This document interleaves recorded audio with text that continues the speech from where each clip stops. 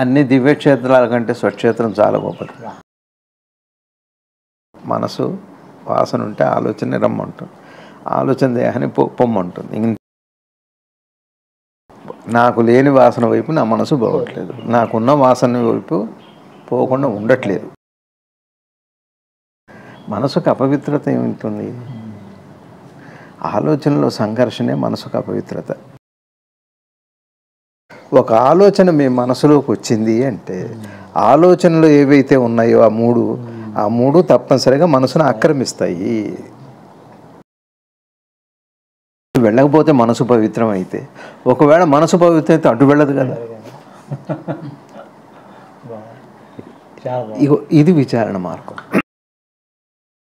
కాబట్టి పరిష్కారం అవసరం ఏముంది? పరిష్కారం లేదని కాదు, సమస్య లేనప్పుడు ఇక పరిష్కారం ఏముంది? కాబట్టి అంతఃచేతనంలో దాకా వెళ్ళి చూస్తే తప్పితే దుఃఖం పోదు.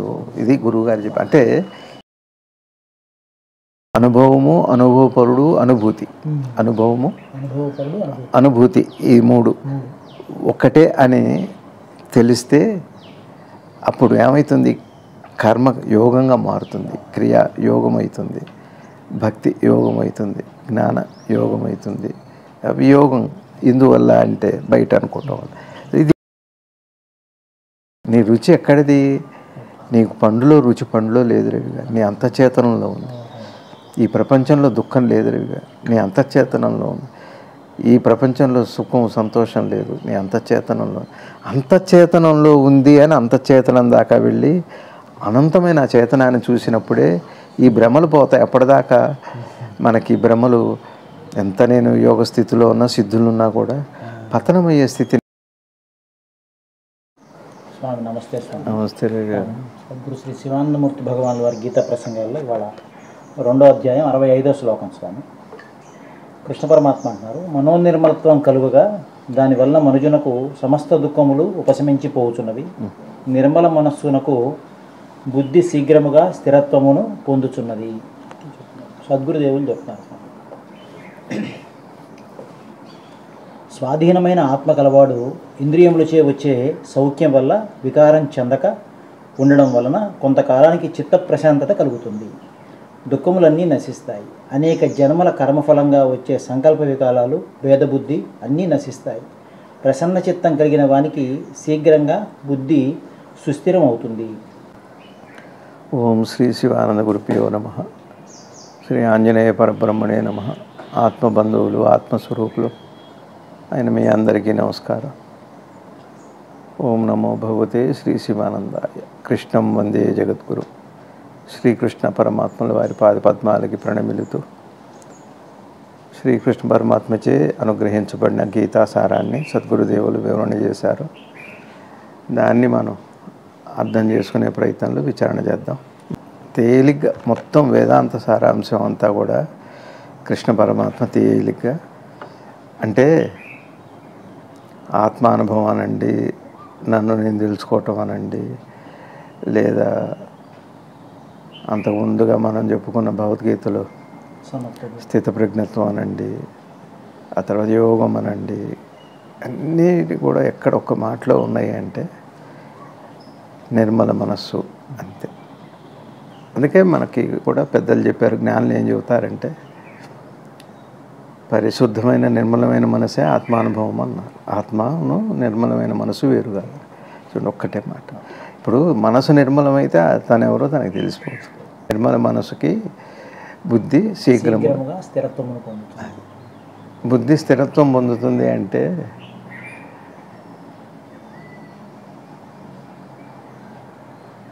మనం ఒక నిర్ణయానికి వస్తాం అనుకోండి. ఆ నిర్ణయానికి వచ్చిన తర్వాత ఆ నిర్ణయం మీద అట్లా నిలబడిపోవటమే బుద్ధి అంటే. పవిత్రత, ఆలోచనలో కర్మలో ఉండే పవిత్రతే బుద్ధి అంటే. ఈ మనసు నిర్మలమైనప్పుడు ఏమవుతుంది అంటే అది దాన్నే స్థిరత్వం అంటారు. నిర్మల బుద్ధికే నిర్మలమైన మనసుకే స్థిర బుద్ధి అని పేరు. అది అడగదు అనవసరంగా. అది దానికి వివరణ సద్గురుదేవులు ఇస్తారు. స్వాధీనమైన ఆత్మ కలవాడు ఇంద్రియములచే వచ్చే సౌఖ్యం వల్ల వికారం చెందక ఉండడం వల్ల కొంతకాలానికి చిత్త ప్రశాంతత కలుగుతుంది. అది చిన్నగా చదవండి. స్వాధీనమైన ఆత్మ కలవాడు ఇంద్రియములచే వచ్చే సౌఖ్యం వల్ల కూడా వికారం అది చెందును. స్వాధీనమైన ఆత్మ గలవాడు అంటే ఏంటి? పవిత్రమైన మనసు కలిగిన వాడు అని అంతే. ఎందుకు పరమాత్మ అలానే మొదలుపెట్టారు. పవిత్రమైన మనసు వస్తే అది ఏమవుతుందంటే స్వాధీనమైన మనసు. మనసు. ఇంద్రియాలు వచ్చే సౌఖ్యం వల్ల వికారము అన్నారు, కానీ సౌఖ్యము వద్దని లేదు, ఇంద్రియాలను వదిలిపెట్టమని చెప్పలేదు. ఇంద్రియ నిగ్రహం అంటే అర్థం ఏమిటి అంటే వికారం చెందకపోతే అది ఇంద్రియ నిగ్రహం. మనసు మనకేమవుతుంది, ఒకటి తిన్నాం అనుకోండి, దానికోసం అది హృదయంలో పెట్టుకొని జ్ఞాపకంగా దానికోసం ఆరాడపడతాం, హత్యలు కూడా చేస్తాం. దానివల్ల సంఘర్షణ, తినాలా వద్దా, ఎన్నో ఉంటాయి. వాళ్ళు స్వీకరిస్తారు, ఎంజాయ్ చేస్తారు, ఆ స్వీట్ ఉందనుకోండి ఎంజాయ్ చేసే తింటారు, కానీ మళ్ళీ దాని వైపు వెళ్ళరు. అది ఆ కార్యక్రమం అంతటితో అయిపోయింది. మనకు అట్లా ఉండదు. అయిపోయాక మొదలవుతుంది అసలు కార్యక్రమం. మనకి తింటాం అనే కార్యక్రమం ఇద్దరిది ఒకలానే ఉంది, కానీ జ్ఞానిది మంది తిన్న తర్వాత కార్యక్రమాల్లో మార్పులు వస్తున్నాయి, స్థిర బుద్ధి వస్తుంది. మొదటి ఆరంభంలో ఏమన్నారు గురువుగారు? స్వాధీనమైన ఆత్మ కలవాడు. అది ఆత్మ అప్పుడు స్వాధీనమవుతుంది. స్వాధీనమైన ఆత్మ కలవాడు అంటే స్వాధీనం ఆత్మ అయిన వాడికి ఇట్లా ఉంటుందని కాదు. ఇట్లా ఉంటే ఆత్మ స్వాధీనం అంటే తను తాను తెలుసుకుంటాడు. నేనెవరో తనకి సమాధానం వస్తుంది, నేనెవరిన ప్రశ్నకి సమాధానం వస్తుంది. అంటే ఇక్కడ బేసికల్గా ఎవరు ఏ మతంలో ఉన్నా, ఏ పూజ చేసినా, ఏ వృత్తిలో ఉన్నా, ఏ ప్రవృత్తిలో ఉన్నా కావాల్సింది ఏమిటి? అల్టిమేట్ అందరికీ కూడా అంతిమంగా ఉన్న అంతిమ సత్యం ఏమిటంటే మనోపవిత్రతే. ఇంకా అంతగా అది వచ్చింది అంటే ఇంకా అన్నీ వచ్చినట్టే, అది లేకపోతే అన్నీ పోయినట్టే, ఏది ఉండదు. సుఖం ఉండట్ల, దుఃఖం ఇక ఎప్పుడూ దుఃఖంగా మన వెంటాడుతుంటుంది. ఇది గురువుగారు కొంతకాలానికి ఎట్లా ఉండటం వల్ల చిత్తప్రసన్నత కంటే, చిత్తప్రసన్నత అంటే గురువుగారు యోగంలో చెబుతారు. యోగం కూడా ఏం చెబుతుందంటే చిత్తం ప్రసన్నం అయిన తర్వాత చిత్తం పైభాగమే ఈ ప్రపంచం. అంటే మన జ్ఞాపకాలు, మన అనుభవాలు, మన ఉద్దేశాలు, అభిప్రాయాలు, అన్నీ ఆదర్శాలు అన్నీ ఉంటాయి అందులో. సుఖం దుఃఖం అన్నీ అందులో. దాని అడుగు భాగంలో ప్రశాంతమైన పరమాత్మ యొక్క వెలుగు అక్కడ ఉంటుంది, ప్రకాశం. అది అందుకనే మనసుకి ఏందో వచ్చింది నాకు ఇవాళ 2 విషయాలు చెబుతాను మీతో. ఇప్పుడు ఏమిటి జ్ఞానం యొక్క పరాకాష్ఠ ఏమిటి? జ్ఞానం ఎందుకు తెలుసుకోవాలి అసలు? మనం ఏం పూజలు సరిపోవా, ధ్యానాలు సరిపోవా, యోగం సరిపోదా అంటే మంచిది, అది అవసరం కూడా, దాంతోనే మనం వెళ్తాం. ఇది ఇట్లా ఉంచండి. జ్ఞానం అనే మాటకు అర్థం ఏమిటి? ఇప్పుడు నేనెవరో నాకు తెలియాలి, లేదా పవిత్రమైన మనసు, స్థిర బుద్ధి, ఇట్లాంటి మాటలు వినపడుతున్నాయి మనకి. ఏం జరుగుతుంది చెప్పండి? ఇప్పుడు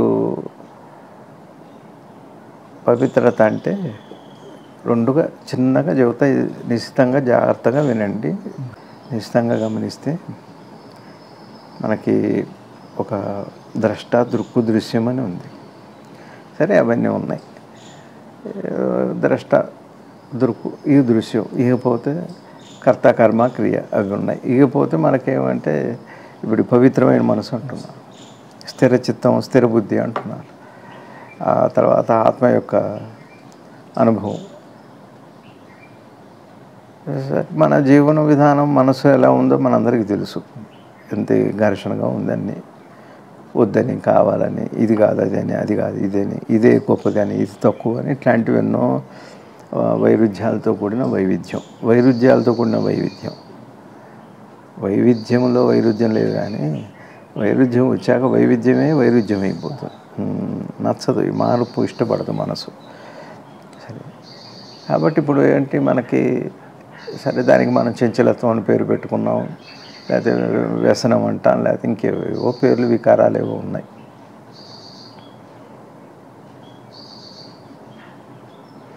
ఇకపోతే ఎట్లా పోతుంది ఇది మనకి? ఒకటి, పరమాత్మ చెప్పినట్టుగా మనసు శుద్ధి అయితే, మనసు పవిత్రం అయితే పోతుంది. అసలు మనసు పవిత్రత అంటే ఏమిటి? మనసుకు అపవిత్రత ఏముంటుంది? ఆలోచనలో సంఘర్షణే మనసుకు అపవిత్రత. ఆలోచన, మనసులో ఆలోచన ఉంది కదా, ఆలోచన కల్పించేటువంటి దాని ప్రక్రియ ఏదైతే ఉందో అది అపవిత్రత. ఆలోచన ప్రక్రియ మనసులో లేకపోతే అక్కడ ఉన్నది మనసుకు పవిత్రత. మరి ఆలోచన ప్రక్రియ ఎట్లా పోతుంది? ఆపుతాం ఆలోచనలని, సాధ్యమా అంటే ప్రయత్నం చేస్తున్నాం. ఆలోచన ఆపాలని ప్రయత్నం చేస్తున్నాం, లేదో దాని మీద పెట్టే ప్రయత్నం చేస్తున్నాం. ఇలా సాగుతూనే ఉంది. ఇది ఇట్లా ఉండనివ్వండి. ఇప్పుడు మనం ఏంటంటే అద్వైతమో జ్ఞానం గురించో మాట్లాడుతున్నాం కాబట్టి ఈ కొద్దిగా మనకి అందుబాటులోకి తెచ్చుకునే ప్రయత్నం చేస్తున్నాం ఈ విషయాన్ని. ఇప్పుడు ద్రష్ట దృక్కు దృశ్యం ఒకటే, అప్పుడు అన్ని భ్రమలు పోతాయి రవి గారు. ద్రష్ట దృక్కు దృశ్యం ఒకటే అన్న స్థాయికి మనసు చేరినప్పుడే మనకి అన్ని వికారాలు పోతాయి. వేరుగా ఉన్నప్పుడు చూడండి, మైసూరు పాకు, జిలేబీ, ఈ ప్రపంచంలో సుఖాలు వస్తూనే ఉన్నాయి కదా. సరే, దాన్ని నేను అనుభవిస్తున్నా, పొందుతూనే ఉన్నా. పొందిన తర్వాత కావాలని మళ్ళీ బాధపడుతున్నా కదా. అందులో ఉన్నది ఒకటి, దానికోసం. పొందిన తర్వాత నా కోసం, దానికోసం, నా కోసం దానికోసం, ఈ అటు ఇటు ఈ ప్రయాణమే కదా మనందరిది. మన మనసు ఉన్నది అంతే కదా రవి గారు. ఇది బాగుందని దానికోసం వచ్చాం, నాకు నచ్చిందని కావాలంటున్నా, దాచుకుంటున్నా, మళ్ళీ దానికోసం వెళ్తున్నా. ఇట్లా తిరుగుతూనే ఉన్నాం. తిక్కలోడు తిరణాలు వెళ్ళి ఎక్కాదిగా సరిపోయింది అంటాడు. వాడు ఎక్కుతాడట, ఎందుకు దిగుతాడు. దిగి మళ్ళీ అర్జెంటుగా పని ఉన్నట్టు పైకి వెళ్తాడు. మళ్ళీ పైకి వెళ్ళి అక్కడ ఏదో అర్జెంటుగా మళ్ళీ కిందకు వస్తాడు. ఈ ఎక్కాదిగానే సరిపోయి మన పని ఏమైంది అంటే, ఇక్కడ ఉన్నమాట నిజమే కాబట్టి తప్పనిసరిగా వెళ్ళాల్సిందే. మరి ఉన్నది పొందాను కదా, ఇక పొందాక ఆగుతానా, మళ్ళీ కావాలి, మళ్ళీ ఇటు రావాలి. పొందినట్టు తెలిస్తేనే కదా నేను మళ్ళీ కావాలనేది. పొందిందంటేనే అక్కడే ఉంది మాయ. అంటే దాంట్లో ఉన్న రుచి, దాంట్లో ఉన్న కావాలని కోరిక, ఇవే మాయ అంటే ఉంది. మాయ అంటే ఇందులో ఉంది, అందులో ఉంది అది కాదు. ఇక ఇది ఎక్కాదిగా సరిపోతుంది. ఎంత ఎగాదిగా చూసినా కూడా అది అర్థమయ్యే సత్యం కాదు. ఎక్కాదిగానే సరిపోయింది కానీ ఎక్కాదిగా కూడా దానికి అర్థమయ్యే సత్యం కాదు. ఇప్పుడు నేను ఏం చెప్పదలుచుకున్నానంటే, కొద్దిగా ఎక్కువ చెబుతున్నానేమో, ఏ తపనల్లా అర్థం అవ్వాలని. అందుకంటే ఇప్పుడు బయట ఉంది కాబట్టి పొందాను కాబట్టి మళ్ళీ అడుగుతున్నా కాదా? అవునా కాదా? ఏదైనా మన జీవితం అంతే, అది ఏదైనా సరే, ఎంత గొప్పదైనా సరే, అంత ఇదే. దాంతో నేను ఎక్కడో మనం మాట్లాడుకున్నాం, నేను 2 రోజులు సత్సంగాల్లో మోహం ఏర్పడుతుంది, ఒక రకమైన వ్యామోహం ఏర్పడుతుంది. అదేగా జరుగుతుంది. సరే, అట్లా ఉండనిస్తే మరి ఇది ఎప్పుడు ఆగుతుంది? ఈ బయటికి వెళ్ళటం, లోపలికి వెళ్ళటం. ఇప్పుడు చూడండి రవి గారు, ఒక చిన్న ఉదాహరణ చెబుతా, మీరు బాగా అర్థమవుతుంది అందరికీ. శ్రీరామ్ చిన్నపిల్లాడు, ఏదో 22 ఏళ్ళు ఉన్నాయి, అవునా? 22 అనుకుందాం. ఎక్కువ చెబితే ఏమనుకోకు, ఎక్కువ అయితే మంచి మాట చెప్పే సంతోషం అది కదా. ఇప్పుడు నా అద్దంలో చూసుకున్నావు నువ్వు చూసుకున్నావు. ఎన్నిసార్లు చూసుకున్నావు? చాలాసార్లు చూసుకున్నావు. నీ ఫోటోని ఎప్పుడన్నా చూసుకున్నావు? చూసుకున్నావు. ఎప్పుడన్నా నీ ఫోటోని నువ్వు ముద్దు పెట్టుకున్నావు? పోనీ నీ అద్దంలో నిన్ను చూసుకున్నప్పుడు నువ్వు బాగున్నావు, నేను బాగున్నాను అని నీ మీద నీకు ముద్దు వచ్చిందా? నీకు నువ్వు ముద్దు వచ్చావా? రాదు. చూసారా? అది నాదే అయినప్పుడు నాకు రాదు. నాది కాంది అయితే అదే ఫోటో ఎవరితో చూస్తే ఒక ముద్దు పెట్టుకుంటాం. చివరికి గురువుగారి ఫోటో కావచ్చు, అక్కడ ఆంజనేయ స్వామి కావచ్చు, అదే చూస్తే ముద్దు వచ్చేస్తుంది. బయటది అనగానే నాదైతే నేనేం అడగను, నాది కాందేగా అడుగుతా. సరే, నాది నేను ఎంత గొప్ప సమ్మోహితమైన అందమైనా కానీ నాకు నేనైతే ముద్దు రాను. ఇతరులు అంటారు మళ్ళీ ముద్దుగా ఉన్నాడే అని అంటారు. అది సరే, మనసుకు తృప్తినిస్తుంది. చిన్న విషయం. నేను అందరిలో ఎన్నోసార్లు నాకు నేనైతే ముద్దు రాలే. తల్లి అయిన పిల్లాడిని ముద్దు పెట్టుకుంటాను. తల్లి ఎంత అందమైనా తాను ముద్దు పెట్టుకోదు. కానీ ఆ తల్లి ఇంకో తల్లి ముద్దు పెట్టుకోవచ్చు, కొడుకు ముద్దు పెట్టుకోవచ్చు. నిన్న కోతి కూడా ఏదో యూట్యూబ్లో ఆ చంటి పిల్లని ఎంత నవ్వి ముద్దు పెట్టుకొని అబ్బా చివరికి దారి కూడా చేసింది. ఆ చంటి పిల్లకి ఆకులు, రాళ్ళు రప్పలు ఉంటే దారి చేసుకుంటే ఆ కోతి పిల్ల, చిన్న బుడ్డి పిల్ల. ఇది చూడండి ఎంత విచిత్రమైందో. నాకు చూడటానికి అది మామూలు సంఘటనే. ఒక దానికంటే కొంచెం పెద్ద వయసులో ఉన్న కోతి, చిన్న పిల్ల అయిన కోతికి రోడ్డు చేసుకుంటూ శుభ్రం చేస్తే ఎక్కడ ముళ్ళు కూర్చుకుంటుందో, ఎక్కడ రాయి ఒత్తుకుంటుందో, చంటి పిల్ల, చాలా పసిపిల్ల, కొద్దిగా నడకొచ్చింది అప్పుడే, అది అవతలికి వెళ్ళాలని సహజం, ప్రకృతి లక్షణం. అది వెళ్తుంటే దానికి ముళ్ళు గుచ్చుకోకూడదు, రాయి గుచ్చుకోకూడదు, శ్రమ పడకూడదు, అది దారి చేసుకుంటూ వెళ్తూనే ఉంది. ఇది చాలా సామాన్యమైన విషయం, సహజమైన విషయమే. కానీ జాగ్రత్తగా గుర్తుపెట్టుకోండి, ఏ ఉనికి ఈ చంటి పిల్లలో ఉందో అదే ఉనికి, అదే చైతన్యం ఆ పెద్ద పిల్లలో ఉంది. క్రియ మారిందే తప్పితే విషయం అటు ఇటుగా ఈ అనంతంగా ఈ సృష్టిలో అట్లా ఇట్లా పిల్ల పెద్దదైంది, పెద్దది పిల్ల అయింది, ఇట్లా ఈ విధంగా ఒకటే మీరు జాగ్రత్తగా చూడాలి. అది చూసేటప్పుడు ఆ చంటి పిల్లలు దానికి ఏమి, ఎందుకు మాట చెబుతున్నాను చూడండి. ఈ కోతి తల్లి, అది ఎవరో మరి తల్లి చూస్తూనే ఉంది అక్కడ, దానికి మరి అన్నయ్యో తమ్ముడో ఎవరో, అది దారి చేసుకుంటూ వెళ్తుంది తప్పితే ఎక్కడ అహం కనపడట్లా నాకు. శుద్ధ చైతన్యం పనిచేసుకుంటూ వెళ్ళిపోతుంది. దానికోసం అక్కడ ఉన్న వస్తువు ఒకటి, దానికి ఏం అవసరం ఆ పని చేస్తుంది, కర్మయోగం చేస్తుంది. ఈ చంటి పిల్ల అది దారి చేస్తుంది కదా, శుభ్రం చేస్తుంది కదా, ఎక్కడ కృతజ్ఞత కానీ లేకపోతే అహంకారంగా నాకు చేస్తుంది. ఇప్పుడు మనకు ఎవరైనా చేస్తే వెంటనే ఒక అహం వచ్చేస్తుంది, నాకు చేస్తున్నారు నేను చేయించుకుంటున్నాను.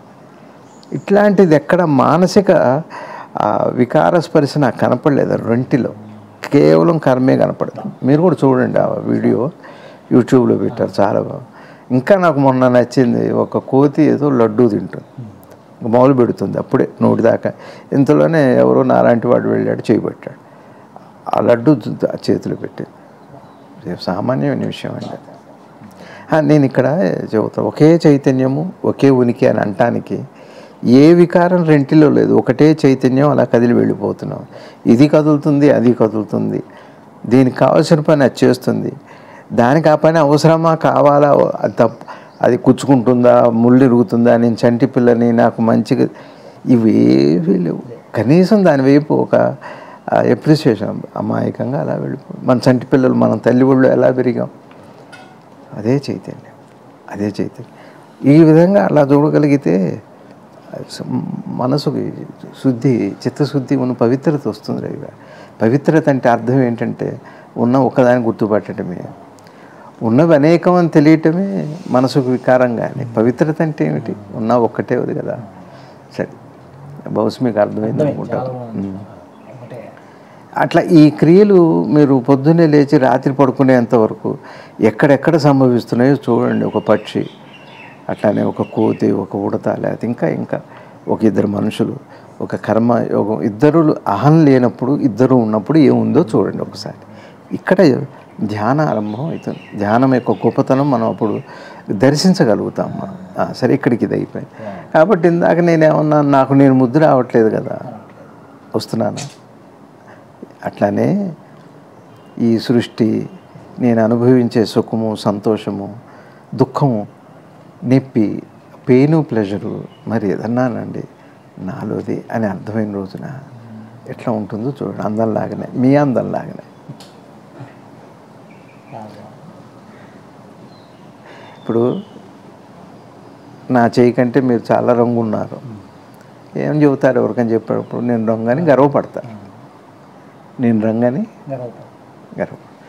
సరే, సపోజ్ నేనే ఉన్నా, మీ రంగు నాకు నచ్చింది, మీ అందం నాకు, ఏం చేస్తాను నేను?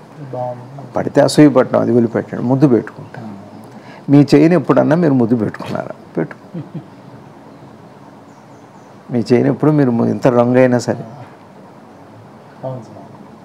అసహ్యమైన మీరు ఒకవేళ రంగు మీది మంచిది కాదు, సరిగా లేదు అనుకోండి, నా రంగే నలుపు రంగు, నాకు అసహ్యం ఎప్పుడు వస్తుంది అంటే పోల్చుకున్నప్పుడు. లేకపోతే నేను, నాకు అసహ్యం కాదు, నేను నాకు ముద్దు కూడా కాదు, సహ్యం కూడా కాదు, అసహ్యం కూడా కాదు. టర్బెన్స్ లేదు అక్కడ, డిస్టర్బెన్స్ అప్పుడే వచ్చేది. ఆలోచన వచ్చాక, పోలికి వస్తే ఆలోచన వస్తుంది, ఆలోచన వస్తే అసూయ వస్తుంది, ఇంకెన్నెన్నో వస్తాయి. మీరు బాగా అర్థం చేసుకోండి ఇక్కడ.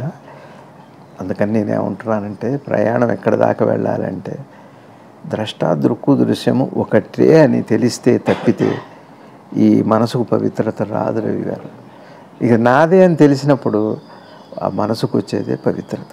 అది దాని వైపే ఇప్పుడు మనం అడుగులు వేస్తున్నాం. అది ఎట్లా వస్తుంది అనేది సద్గురు శివానంద భగవానుల వారు మనకింత దయతో వివరణ చేస్తున్నా. పరమాత్మ కూడా అదే చెబుతున్నా. ఇంత చేస్తే మనోపవిత్రత వస్తే ఇది తేలికైతుంది. నేనెవరు కాదు, కృష్ణుడు అన్నా నేనన్నా ఇది వివరిస్తున్న గురువు అన్న ఒకటే అన్న విషయం అక్కడికి పోతే కానీ తెలియదు. ఇప్పుడు ఏమి ఒకటే అని అనకపోయినా పర్లేదు, అక్కడ అంటానికి కూడా లేడు.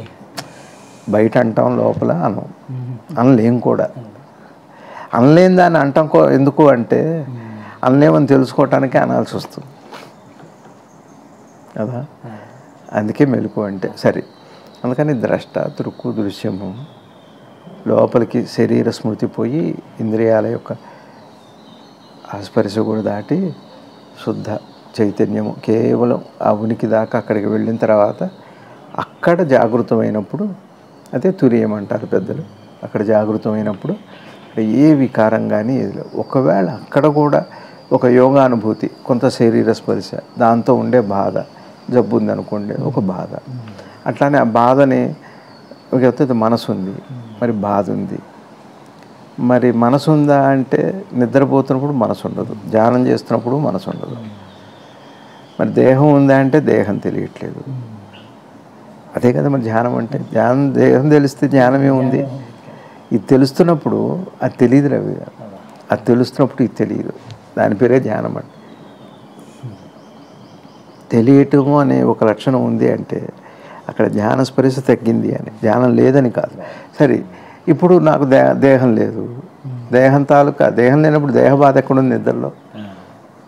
మనసు లేదు, మనసు తాలూకా బాధ ఎక్కడుంది? కానీ ఈ రెండు కూడా కనపడతాయి. తురియంలో యోగానుభవం అయినప్పుడు మనసు యొక్క ఆలోచనలు కనపడతాయి, దేహం తాలూకా బాధ కనపడుతుంది. కానీ దేహరహితంగా, మనోరహితంగా. అప్పుడు కానీ ద్రష్టాదృక్కు దృశ్యం.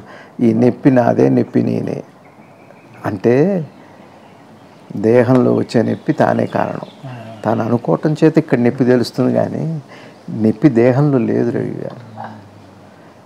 నొప్పి అందుకనే మనం వేరే ఆలోచనలో పరధ్యాసంలో ఉన్నప్పుడు నొప్పులు తెలియదు, బాధ తెలియదు. కారణం దీనివల్ల అయితే ఖచ్చితంగా తెలిసి తీరాలి. అక్కడ ఉంటే అక్కడ ఉన్నట్టు తెలుస్తుంది, అక్కడ లేకపోతే లేనట్టే ఉంటుంది.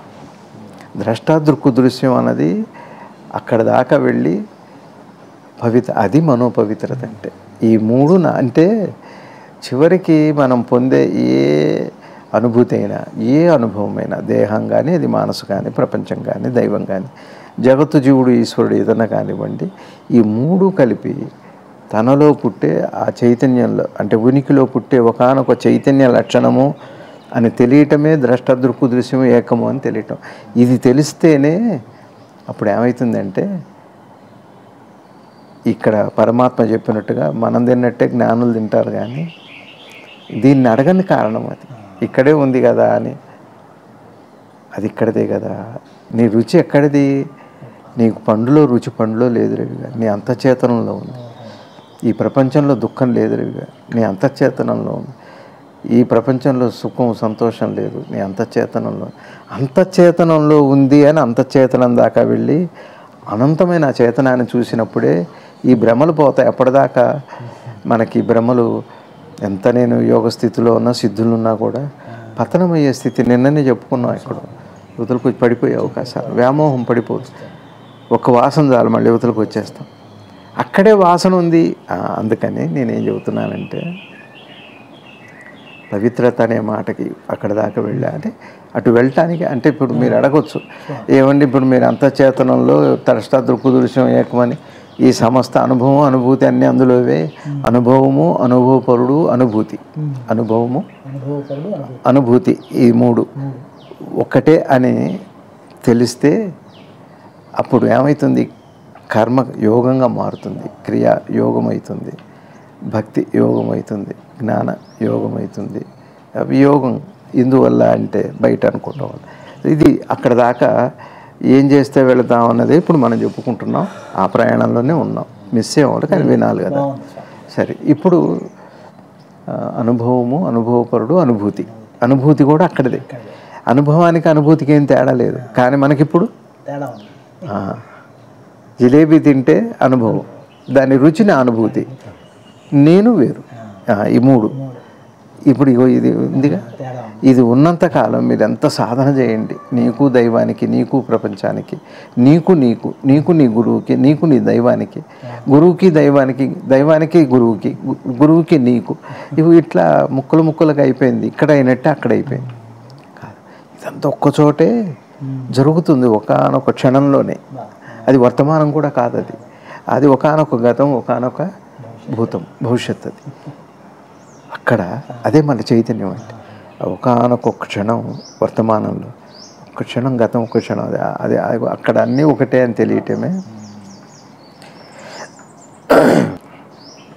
అక్కడ దాకా వెళ్తున్నాం మనం. సరే, ఇప్పుడు నేను అనేది ఏమిటంటే ఒకటే అని తెలియదు. తెలిసాక ఏమవుతుంది? తెలియటం అంటే ఏంటి? అవటమే కదా.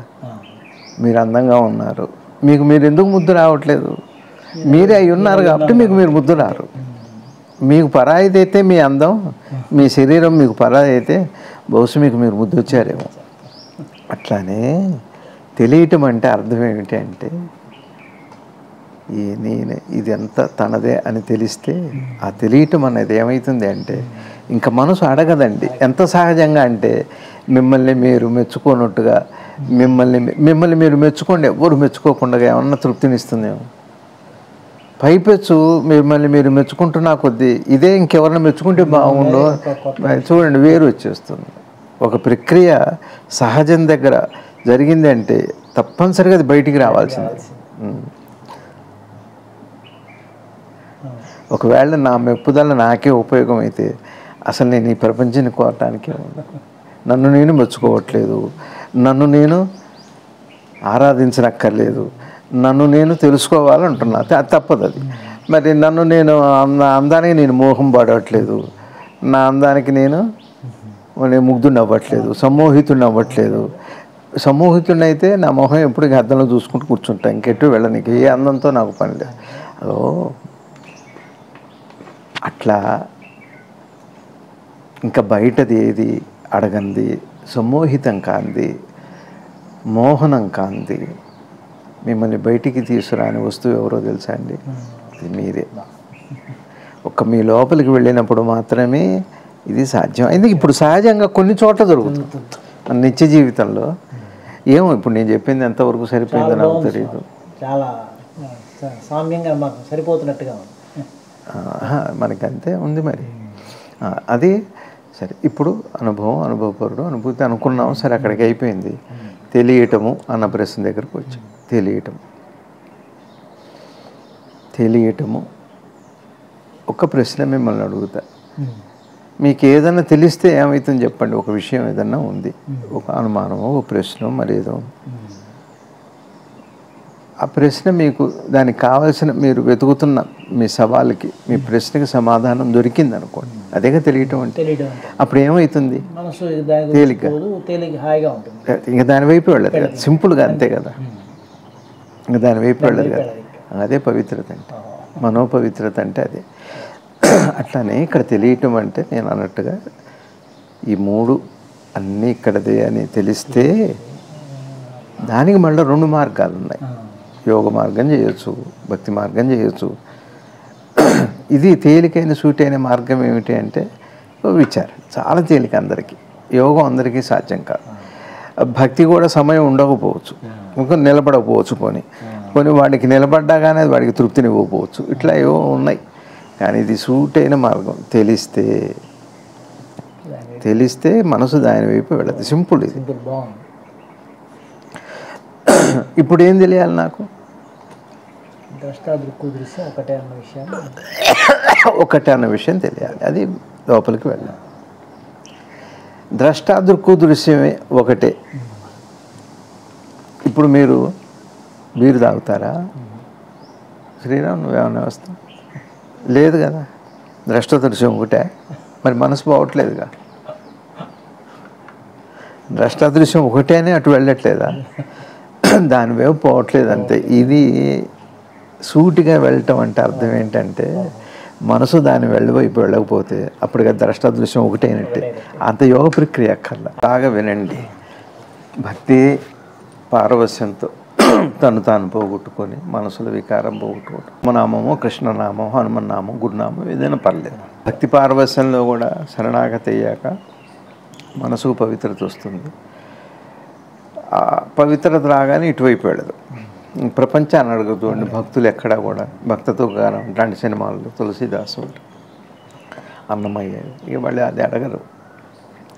నామంతోనే పవిత్రత వస్తుంది, లేదా యోగం చేసి పవిత్రత వస్తుంది.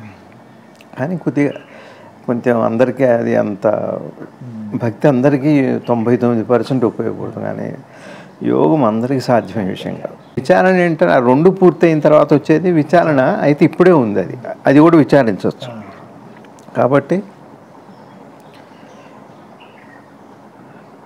ఇప్పుడు మీరు అందమైన వాళ్ళు అనుకోండి, కొద్దిగా నేను అందమైన దాన్ని అహంకారం రావచ్చు, అందమైన వాడిని అనే ఒక అభిప్రాయం రావచ్చు. అంతకనే ముద్దయితే రారు, మీకు మీరు ముద్దయితే రారు. అట్లానే ఇప్పుడు నేను ఇందాకేం చెప్పా, ద్రష్టాదృక్కు దృశ్యము ఒకటే అని లోపలికి వెళ్ళి అంత దేహాత్మ భావన పోగొట్టుకొని మనసు కావాలి దాటిపోయి దాన్ని కూడా దాటి చివరికి అంతర్ముఖమై అంతర్యానంలో లోపల ఆ అంతర్యామిని చూసి అక్కడ మళ్ళీ జాగృతమై ఆ తర్వాత అక్కడ తెలుసుకొని అక్కడ మళ్ళీ యోగ ప్రక్రియ జరిగి ఈ మూడు ఒకటే అనే అర్థం చేసుకుంటే ఒకవేళ అది బాగా బలపడితే, లేకపోతే మళ్ళీ వాసనలన్నీ కమ్ముకుంటాయి, వచ్చి మీద పడతాయి. ఇంత అనుభవం అయినా కూడా ఇంత అయితే తప్పితే మనకి ఈ మూడు ఒకటే అని కానీ తెలియదు. అనుభవము, అనుభవపరుడు, అనుభూతి అంత మనకి సాధ్యమా? ఎట్లా మరి సామాన్యులకి? మన ఇంట్లో గృహిణి ఉంది, ఒక ముసలావిడ ఉంది, ఓ సామాన్యుడు ఉన్నాడు పల్లెటూరు వాడు, కూరలు అమ్ముకుంటాడు, వాళ్ళకి ఎట్లా సాధ్యం అని? మనకి వాసన లేని విషయాల్లో మన మనసు అడిపోవట్లేదు. ఇది తెలిసేనా? ద్రష్టాదృక్కు దృశ్యం అని తెలిసి లోపల అనుభూతి పొందే అటు పోవట్లేదా? అటు పోవట్లేదు అంటే ఒకదాని మీదకి పోయిందంటే వేరేని పోయింది.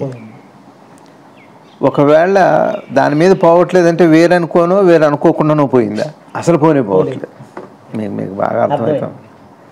ఈ ప్రక్రియ అంతా ఏం లేదు, పోలేదు. ఇది ఏమీ అక్కర్లేదు. నాకు లేని వాసన వైపు నా మనసు పోవట్లేదు, నాకున్న వాసన వైపు పోకుండా ఉండట్లేదు. ఇంతే, రెండే పనులు. లేని దాని వైపు వెళ్ళట్లేదు, అసలు ఆలోచన కూడా రాదు. లేని దాని వైపు రాదు ఆలోచన. వాసన ఉంటే ఆలోచన వస్తుందండి. వాసన ఏం చేస్తుందంటే ఆలోచన రమ్మంటుంది, రమ్మని అని ఉంటుంది. ఇక వాసన ఏముంటుంది అంటే పొమ్మనే ఉంటుంది,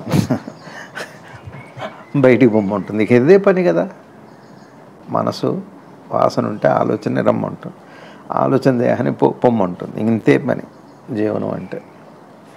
మీకు లేని వాసన మీ వైపు అటువైపు ఎప్పుడన్నా వెళ్ళారా? అది విదేశం కావచ్చు, స్వదేశం కావచ్చు. స్వదేశంలో మహాక్షేత్రం కూడా కావచ్చు, అర్థం కాదు. అన్ని దివ్యక్షేత్రాల కంటే స్వక్షేత్రం చాలా గొప్పది. సరే కానివ్వండి. కాబట్టి పోవట్లేదు. సింపుల్గా ఏమర్థమైంది? వాసన లేకపోతే పోవట్లేదు అని అర్థమైంది. మరి వాసనలు ఎట్లా పోతాయని మీరు అడుగుతారు. వాసనలు ఎట్లా పోతాయి అంటారు. ఇక్కడ ఒక చిన్నది, నేను పోయినా అవి ఉండొచ్చు, పోనీ ఉంటాయో ఉండో కూడా తెలియదు, కదిలి వెళ్ళిపోతూనే ఉంది. అది పెట్టే బాధ తెలుస్తున్నాం. ముందు దీనివైపు మనసు పెట్టాలి. ఒక వాసన నన్ను ఎంత బాధ పెడుతుంది, ఎంత ఇబ్బంది పెడుతుంది అన్న విషయం ముందు దానివైపు తీక్షణంగా ఉండనివ్వండి ప్రస్తుతానికి. ఇది ఒక పద్ధతి. సరే, ఇప్పుడు ఇంతవరకు తేలిగ్గా లేని వాసన లేని విషయంలో ఆలోచన రావట్లేదు, అటువైపు వెళ్ళట్లేదు. ద్రష్టాదృక్కు దృశ్యం అన్న విషయం ప్రస్తావనే లేదు. అంటే ఇక్కడ మనకి తేలింది ఏమిటి అంటే మనసులో లేకపోతే అటు వెళ్ళదు. కాబట్టి అది పవిత్రత అయితే, ఒకవేళ మనసు పవిత్రతం అయితే ఇటు కూడా వెళ్ళదు కదా. అటు వెళ్ళకపోతే మనసు పవిత్రం అయితే, ఒకవేళ మనసు పవిత్రం అయితే అటు వెళ్ళదు కదా. ఇది విచారణ మార్గం. కృష్ణ పరమాత్మ చెప్పారు, నన్ను నేను తెలుసుకోవడానికి ఇంత యోగాలు అక్కర్లా మనకి. దానికో ఎక్సర్సైజులు చేసి అవి చేసి ఇవి చేసి సరే మంచిదే, చేయగలిగిన వాడికి మంచిదే. కానీ ఒక రోజు కుదురుతుంది, ఒక రోజు కుదరదు, వయసు పెరిగిపోతుంది. 70 ఏళ్ళకి ఈ కోరిక వచ్చింది, యోగం ఏం చేస్తారు? మనమేమో త్రైలింగ స్వామి, ఆయన 80 ఏట నేర్చుకున్నట్ట యోగం. ఆయన వేరు, వారు వేరు, త్రైలింగ స్వామి వేరు. కాబట్టి అందరికీ యోగం అంటే సాధ్యంగా కొన్నాళ్ళు నేర్చుకొని వదిలిపెట్టేస్తారు, చేయలేరు, విసుకొస్తుంది, ఏం రాలేదనిపిస్తుంది. ఇది మీ మనసు ఒకదానికి పోతుంది, కొన్నాళ్ళు ఎందుకు వదిలిపెడుతుంది, వదిలిపెట్టి మళ్ళీ మొదలు పెడుతుంది, మళ్ళీ ఆపేస్తుంది, శాశ్వతంగానో తాత్కాలికంగా. ఇంతకంటే ఏముంది? అలాగాక ఒక సీక్రెట్ తెలుసుకుంటే లేని దాని వైపు మనసు. ఇప్పుడు మీరు చూడండి, మీకు ఇష్టం నాకు వద్దులే అంటారు, సింపుల్గా అంటారు. దుఃఖం ఏమన్నా, పోనీ విచారం ఏమన్నది, పోనీ యోగం అదేమన్నా మీకు, పోనీ జ్ఞానం మీరు అది నేను ఒకటే నా లోపలే ఉంది, ఆ జిలేబీ గోంగూర రుచి కాబట్టి నాకు ఏ గోంగూర ఏమనరు, ఇష్టమైతే తింటారు, నాలో అనుకోరు, బయట అనుకోరు, ఇష్టం లేదు దాని వైపు కూడా చూసినా కూడా మీకేం వికారం ఉండదు. ఇది ఏమి యోగం? ఇది కదా యోగం అంటే. అక్కడ వియోగం లేదు, సంయోగం లేదు, ఏ యోగము. ఇది పవిత్రత ఒక్కటి అర్థమైతే, పవిత్రత వచ్చిన మనసుకి ఆటోమేటిక్గా ఇటువైపు రాదు. ఒకవేళ పవిత్రమైన మనసు ఇటు వచ్చినా కూడా ఆ క్రియ ఆ అనుభవం పొందుతుంది, అనుభూతి అంతటితో మర్చిపోతుంది. అది అక్కడితోనే అయిపోతుంది, ఇక్కడ దాకా రాదు. మీకు అర్థమవుతుంది? ఇది గురువుగారు చెబుతున్నా యోగ ప్రక్రియ. తెలియటము అనే మాటకు వచ్చాక ఏమవుతుంది అంటే,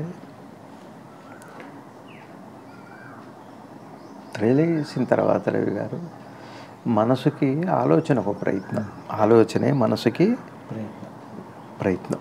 శరీరానికి కదలిక ఎట్లానో శరీరానికి ప్రయత్నం, కదలిక ఎట్లా. ఇప్పుడు జబ్బు చేసింది, కాలు కదిలించే ప్రయత్నం చేస్తాం కదా, అది ప్రయత్నం, కదిలించటం. కానీ మనసుకి ప్రయత్నం అంటే ఏమిటి అంటే ప్రయత్నము, యత్నించుట, ఆలోచన. అయిందా? తెలిసిన మనసు ప్రయత్నించదు, తెలిసిన మనసు ఒక స్థాయి. ఇక రెండో మెట్టులు తెలిసిన మనసుకి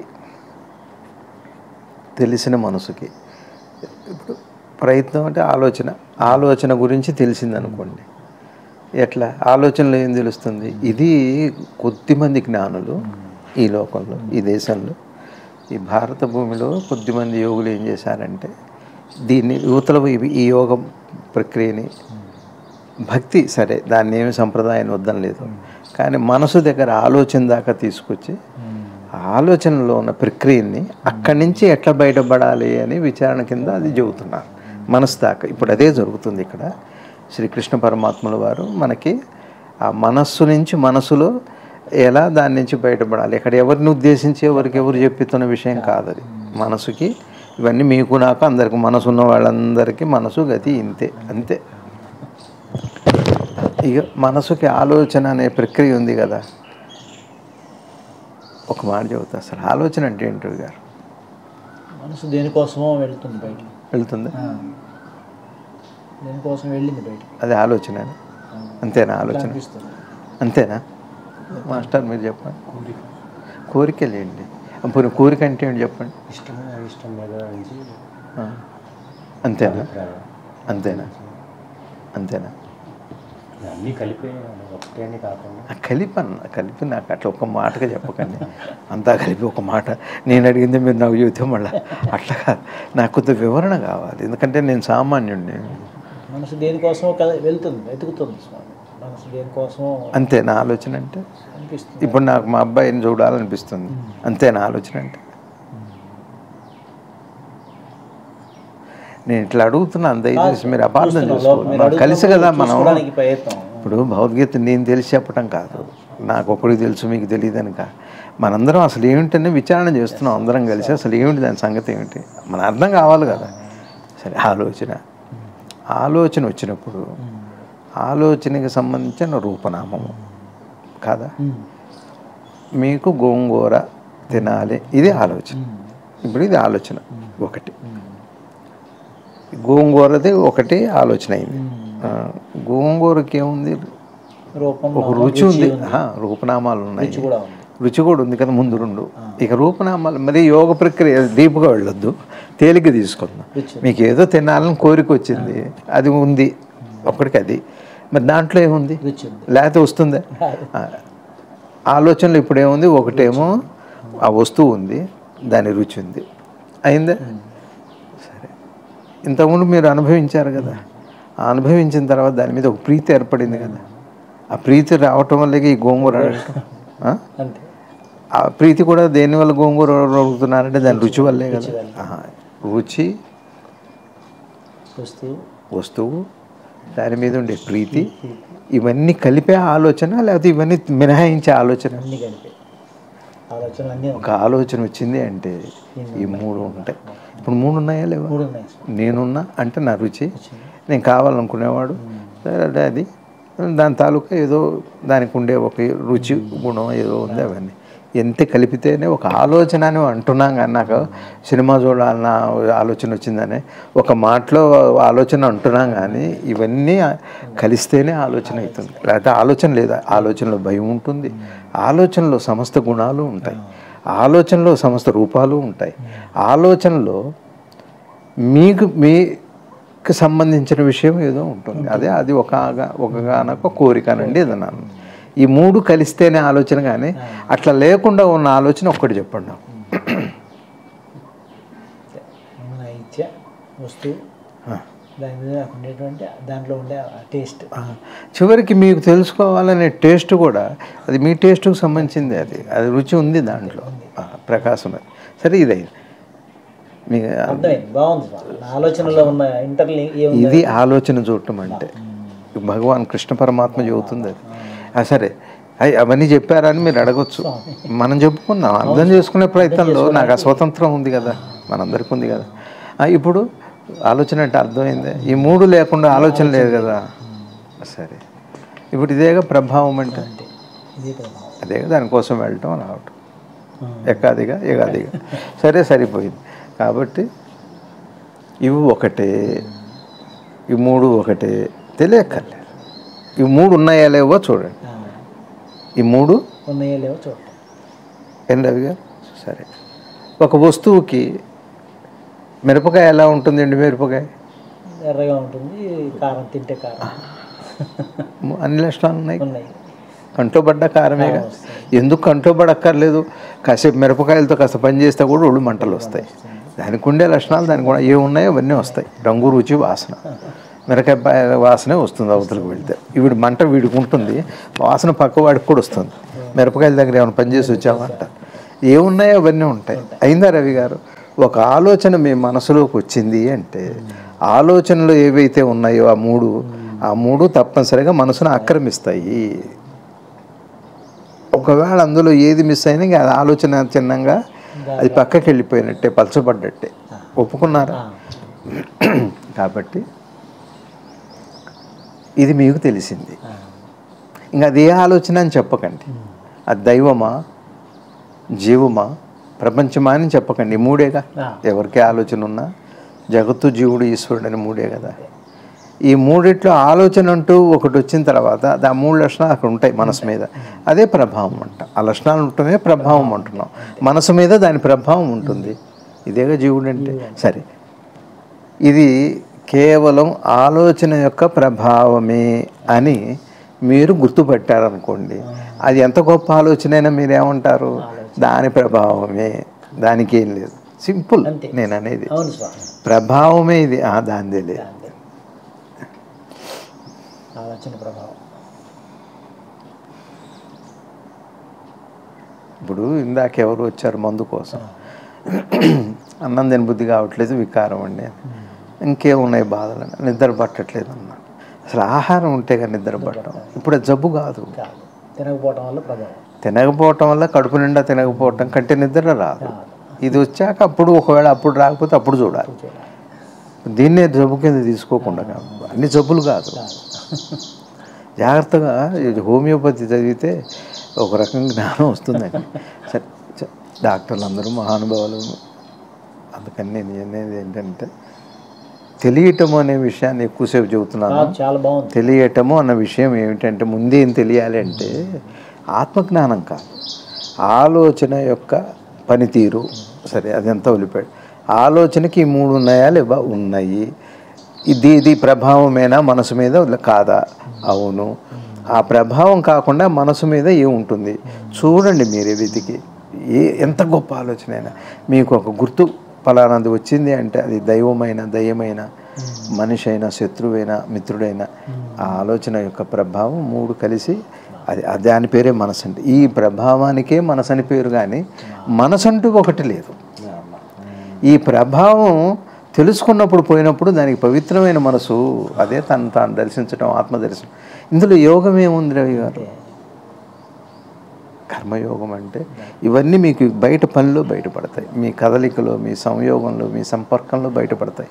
అందుకని కర్మయోగం అన్నారు. కర్మ చేయాలి, ఏం చేయకుండా కూర్చుంటే కాదు అది. ఇందులో భ్రమభ్రాంతులు లేదు.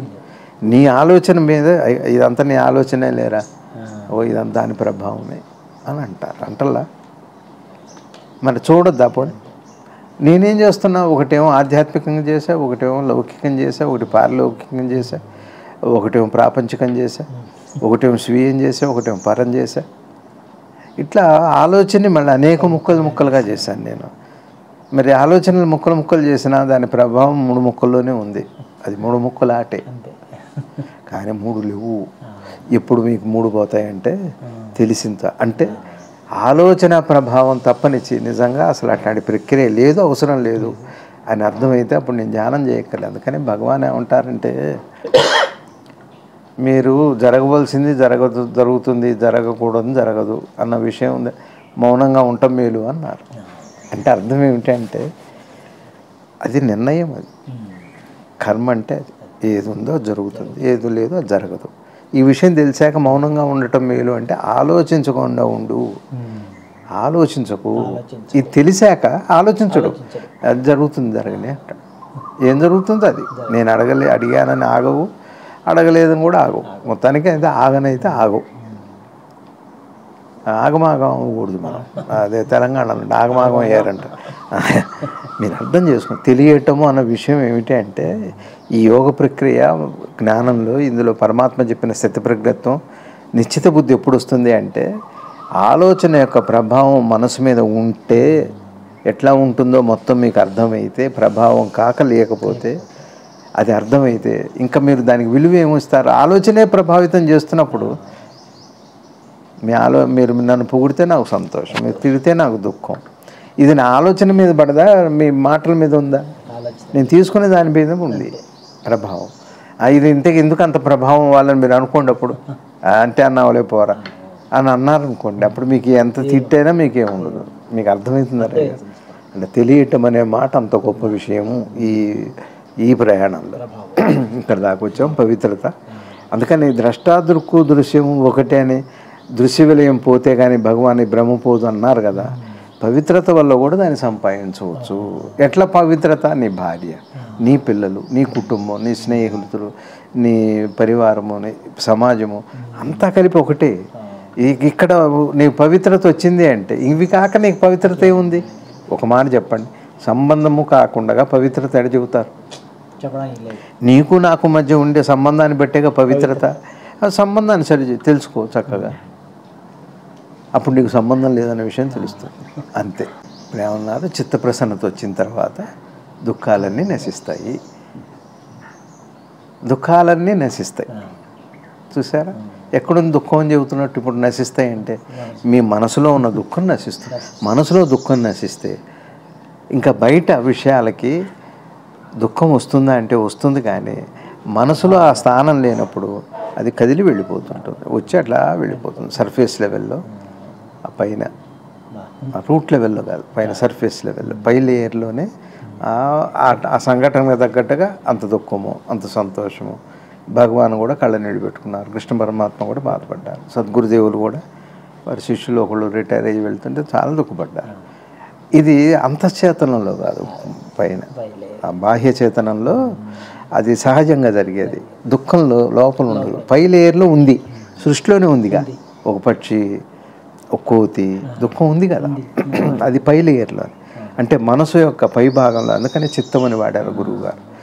కింద దాకా పోయింది. ఇప్పుడు మన దుఃఖం ఎక్కడుంది అంటే పై లేయర్ లాగల అడుగు దాకా వెళ్ళిపోయింది. ఈ చర్మానికి 7 పొరలు, సూర్యుడికి ఎన్ని పొరలు, భూమికి 7 పొరలు, 9 అట్లా పొరలు దాటి పొలిమేర దాటిపోయింది. అక్కడ దాకా ఎప్పుడైతే ఈ సత్యం అర్థమవుతుందో, పవిత్రత వస్తుందో మనసుకి, లోపల దుఃఖం అనేది అసలు ఆ ఎలిమెంటే ఉండదు. పైన ఉండదా అండి వాళ్ళకి దుఃఖం ఉండదా అంటే, చేతనా స్థాయిలో పైన పైతలంలో, ఆ పైతలంలో ఉంటుంది, అది ఎక్కడికి పోదు, ఆ దుఃఖం ఉంటుంది. ఎందుకంటే ఆ లక్షణం లేదు, మళ్ళీ ఉనికి లేదు. ఆ లక్షణం లేకపోతే ఉనికి లేదు. ఇంకేముంది అంటే ఈ అంతఃచేతనం బాహ్య చేతనాన్ని అర్థం చేసుకోవటమే ఒకటే రవి గారు. అంతఃచేతనంలో ద్రష్టాదృక్కు దృశ్యం అనేది లేదు. అన్ని సమస్యలు ఉన్నాయి, పరిష్కారాలు ఉన్నాయి అనుకోండి, కానీ తాత్కాలికం. కానీ సమస్య అనేదే లేదు అంతఃచేతనంలో. కాబట్టి పరిష్కారం అవసరం ఏముంది? పరిష్కారం లేదని కాదు, సమస్య లేనప్పుడు ఇక పరిష్కారం ఏముంది? కాబట్టి అంతఃచేతనంలో దాకా వెళ్ళి చూస్తే తప్పితే దుఃఖం పోదు. ఇది గురువుగారు చెప్పి, అంటే ఒక్కటే మాటలో చెబితే పరమాత్మ మొదలుపెట్టినట్టుగా మనసు పవిత్రత కాకుండా ఏం లేదు. మిమ్మల్ని దుఃఖం పీడిస్తున్నా, ఏది పీడిస్తున్నా దాన్ని మర్చిపోకపోతే మాత్రం అంతఃచేతనంలా ఉండటం వల్లే వదిలిపెట్టలేకపోతున్నాం. బహిర్చేతనంలో అర్థం చేసుకుంటే మీరు వదిలిపెట్టదు, అదే వదిలిపెడు. కదులుతున్న పారి నీరు ఒక పడవ వదిలిపెడితే, అదే కార్తీక దీపాలు ఆడవాళ్ళు దీపాన్ని అట్లా వెలిగించి దాని మీద పెట్టి నీళ్ళలో వదులుతారు. అలా దూరంగా వెళ్ళేంతవరకు అలా దండం పెట్టుకుంటారు. అది కదిలి వెళ్ళిపోయేవి, నువ్వేం కదిలించక్కర్లేదు. అదేదో అంటారు పోలీ దీపమానో ఏదో అంటారు, పోలీస్ స్వర్గం అంట. అది పోయేదంతా పోతూనే ఉంది, అది స్వర్గానికే. పోతున్నదాన్ని పోనిస్తే అది స్వర్గమే. పోతున్నదాన్ని నువ్వు ఆపేటట్టయితే అసలు దీపం నీళ్ళలో ఎందుకు వదిలిపెట్టాలి? పోవటానికే నీకు ఇష్టం. దీపం పోవటం అంటే అనంతమైన వెలుగు, అది ప్రవాహం, అది ఆ విశ్వచైతన్యం. అది అట్లా పోలీస్ స్వర్గం అంటే ఏదైతే ఉందో అంతఃచేతనంలో ఏవి లేవు. ద్రష్టాదృశ్య దుఃఖము ఒకటే. ఇది బహిర్చేతనంలో మాట. ద్రష్టాదృక్కు దృశ్యము ఒకటే, అనేవాడే లేడు అక్కడ. అంతఃచేతనంలో అనేవాడే లేడు. బయట చేత అనేవాడు ఎందుకున్నాడు అంటే అంతఃచేతనాన్ని గుర్తుపట్టాలి కాబట్టి, అంతటా చేతనే అని చెప్పటానికి. అది దీని లక్షణం. అది నీరు ప్రవాహం బయటే ఉంటుంది కదా, ఉధృతం అంతా. అసలు నాకు నిన్ననే అనిపించింది, ఈత అంటే లోపల కొట్టేదా బయట కొట్టేదా? నీళ్ళ పైన కొట్టేదేగా. మునిగిపోయేవాడు ఈత కొడుతున్నాడు అంటారు. ఆయన అడుక్కెళ్ళకి ఈత కొట్టడానికి ఉంది. అడుక్కెళ్ళాక ఈత అవసరం ఉండదు, పోతే పోతూ ఉంటాం, అది ఈత తర్వాత తేలుతాం, అది వేరే విషయం. అవునా కాదా? ఈత అంటేనే పైన కొట్టేది. అడుక్కెళ్ళి ఎవరు ఈతలు కొట్టరు, అసలు ఈత కొట్టే అవసరం ఉండదు. ఈత తెలిసిన వాడికి తెలుస్తుంది. ఆయన గరికపాటి నరసింహారావు గారిని అడిగారు, గజ ఈతగాడు అంటే ఏమిటి? గజం మాత్రమే ఈత కొట్టేవాడు. అంతఃచేతనం దాకా అందుకని నేను ఏమంటున్నానంటే, అంతఃచేతనం దాకా పవిత్రత మనసులో వస్తే ఇంకా బయట లోపల దుఃఖాలన్నీ పోయి బయట ఇంకా పరుగులు పెట్టదు. అనుభవాన్ని వద్దందు, కావాలందు అనుభవిస్తుంది. ఒక్క సంతోషం తాత్కాలికంగా ఆ ఉపరితలంలో వస్తుంది. మళ్ళీ ఇంకో పని వస్తూనే ఉందిగా. మీరు తింటూనే ఉండలేరు కదా రవి గారు. రుచి కూడా ఉన్నప్పుడు రుచితో వచ్చే సంతోషం దాంతోపాటే పోయింది. ఇదే సత్యం. మీకు అర్థమైంది? అంతఃచేతనము తెలియటము. ఇప్పుడు తెలియటం అంటే మీకు నాలుక మీద కాస్త ఆవకాయ, కొత్త ఆవకాయ మన ఇంట్లో పెట్టారు, మీకు పెట్టారు, రుచి చూశారు, తెలిసిందా? తెలుస్తూనే ఉందా? తెలుస్తూనే ఉందా? తెలిసింది. ఆవకాయ ఉందా ఇంకా? మింగేశారుగా. లాలాజలం ఎప్పుడో లోపల లాగింది. మీరు ఉంచుకుందాం అనుకున్నా మీ లాలాజలం ఉంచుకోదు, లోపలికి వెళ్ళిపోయింది. అయిందా? ఇది పోయింది, కదిలి వెళ్ళిపోయింది. టేస్ట్ పోయింది, టేస్ట్ని అందించిన వస్తువు పోయింది. టేస్ట్ను అనుభవించిన వాడు కూడా అదృశ్యమైపోయాడు. ఎందుకంటే వాడు గుర్తుంటే అనుభవిస్తూనే ఉంటాడు. లేదుగా అది కూడా. మూడు కదిలి వెళ్ళిపోయినాయని తెలిసాక ఇంకా మీరు దాని వైపు కదులుతారా? చూడండి, కదులుతారు. కానీ మళ్ళీ అవకాయ తింటారు. కానీ ఇట్లా కదిలిపోయే దానికోసం ఉంచుకుందామనే ప్రయత్నం చేయరు. మళ్ళీ మనసులో దాచుకునే ప్రయత్నం చేయరు. బయట జాడీలో పెట్టుకోండి, దానికేం తప్పులేదు. కానీ లోపల మనసులో లోపల జాడీలో పెట్టారంటే అది దాడి చేస్తుంటుంది. ఇది లక్షణం. అది అంతఃచేతనం దాకా మీరు తీసుకువెళ్ళొద్దు. అందుకని పవిత్రత ఇప్పుడు మనది ఏమైందంటే పైన ఉపరితలంలో ఉంది కదా, పవిత్రత అంతఃచేతనంలో.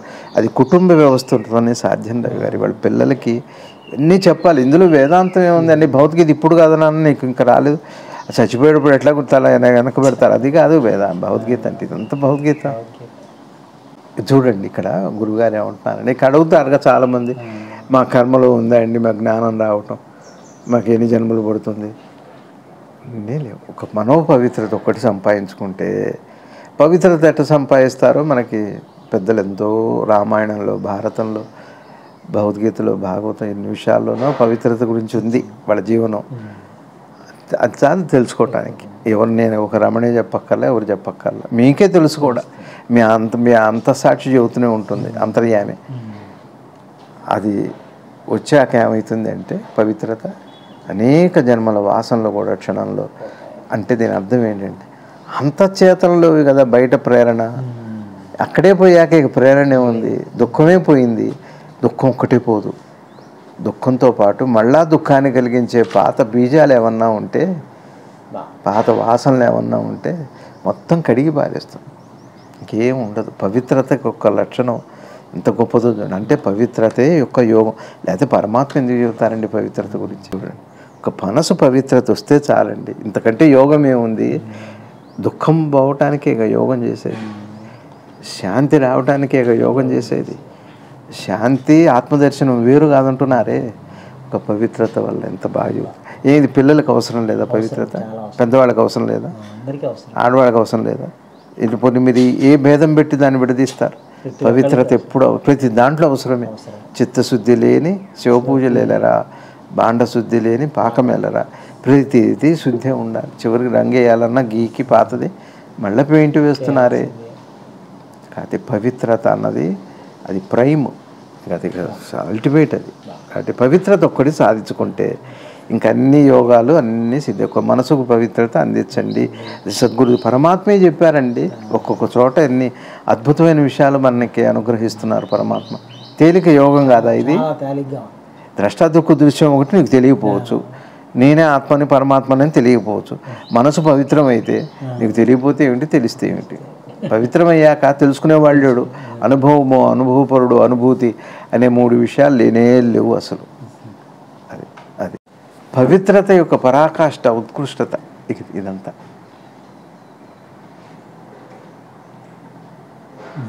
పవిత్రత అంటే ఒక్కటే రండి, మీరు ఆనందపడే సమయంలో, సంతోషపడే సమయంలో, శాంతిగా ఉన్న సమయంలో ఉన్నది మనసుకు పవిత్రత. అయితే మనకేమైందంటే ఊరికట్లా ఆట కనపడి బయట ఆట చెప్పి వెళ్ళిపోదు. అలాగా పవిత్రత యొక్క కళ్ళుగా అంత నీటి చూపు వస్తేనే స్పష్టత లేదు చూపులో. మీకు అర్థమైంది? ఇది ఏమంటున్నారంటే ప్రజ్ఞ, మనకు చెప్పారుగా స్థిర చిత్తము అని. ప్రజ్ఞ ఒక దాని మీద ఉండటం ఎప్పుడు వస్తుంది? ఇట్లా పవిత్రత వచ్చినప్పుడు బుద్ధి చక్కగా స్థిరత్వం వస్తుంది. అంటే అర్థం ఏమిటి అంటే బుద్ధి తనే కోరుకుంటా ఉండగలుగుతాడు. ఇంకా పరిపరి విధాలు వెళ్ళది పవిత్రంగా. ఇది ఇట్లా యోగ సిద్ధి పవిత్రత ద్వారా కూడా. అందుకనే పెద్దలు పదే మన భారతీయ సనాతన సాంప్రదాయంలో పవిత్రతకి పెద్ద పీట వేసి, సంప్రదాయం వాటిల్లో ఇట్లా ఉండండి, ఇట్లుండు, పొరుగు ఇరుగు, గురువుగారు చెప్పినట్టుగా, సద్గురుదేవులు చెప్పినట్టు చిన్న మాటలు. కృష్ణ పరమాత్మ భగవద్గీతలో పెద్ద మాటలు చెప్పలేదండి, పెద్ద యోగాలు చెప్పలేదు. అవి చేయి, ఇవి చేయి, ఒక్కొక్క చోట ఎక్కడో చెప్పొచ్చు. కానీ మనం ఏం చేయాలంటే ఏరుకోవాలి. నాలాంటి సామాన్యులు కాస్త అంత పెద్ద వద్దులే, నాకు తేలిగ్గా ఏమన్నా ఉందేమో చూడండి, అంత కాస్త తేలిగ్గా ఏమన్నా చూడండి, ఎందుకులే అవి ఉన్నాయి. పరమాత్మ అన్నీ చెప్పారు. ఆయన దుకాణంలో దొరకంది లేదు. ఆ దర్బార్లో, పరమాత్మ దర్బార్లో, గురువు దర్బార్లో లభించని వస్తువే లేదు. ఎవరికైనా సాధ్యం. జన్మల వాసనలు పోతాయి అంటున్నారు ఒక పవిత్రత వస్తే. ఇవన్నీ పవిత్రత అంటే ఏమిటి? పవిత్రత అంటే ఏమిటంటే అనుభవించొద్దని చెప్పట్లేదు, అనుభవిస్తూ ఉండాలని అనుకోకుండా ఉంటే చాలు. అనుభవించు, వదిలిపెట్టేసాయి. ఇది పరమాత్మ మనకి అనుగ్రహం చేశారా? కృష్ణ పరమాత్మల వారికి, కృష్ణం వందే జగద్గురు సద్గురు శివానంద భగవాన్ వారికి నమస్కారం. భారత్ మాతాకు జై.